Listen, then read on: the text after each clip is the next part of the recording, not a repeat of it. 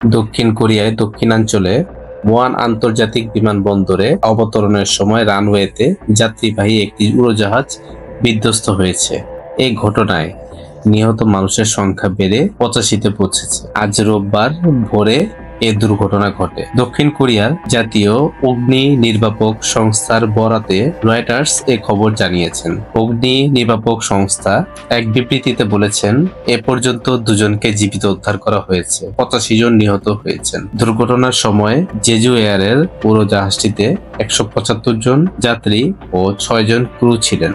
উড়োজাহাজটি Thailand থেকে এসে one আন্তর্জাতিক বিমানবন্দরে অবতরণের সময় দুর্ঘটনার কবলে পড়ে।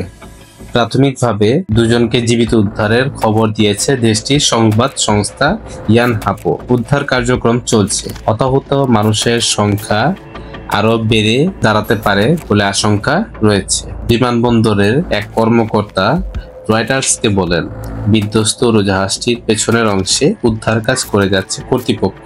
স্থানীয় গণমাধ্যম প্রকাশিত একটি খবরের ছবিতে বিধ্বস্ত উড়োজাহাজটির বিভিন্ন অংশের আগুন জ্বলতে ও ধোঁয়া বের হতে দেখা যায়। সাম্প্রতিক সময়ে রাজনৈতিকভাবে টালমাটাল অবস্থায় থাকা দক্ষিণ কোরিয়ার ভারপ্রাপ্ত প্রেসিডেন্ট চং সাং-মং যথাযথভাবে উদ্ধার কার্যক্রম পরিচালনার নির্দেশ দিয়েছেন বলে তারা অধিদপ্তর জানিয়েছে। গত শুক্রবার চই সাং-মক দেশের অন্তর্বর্তী নেতা হিসেবে দায়িত্ব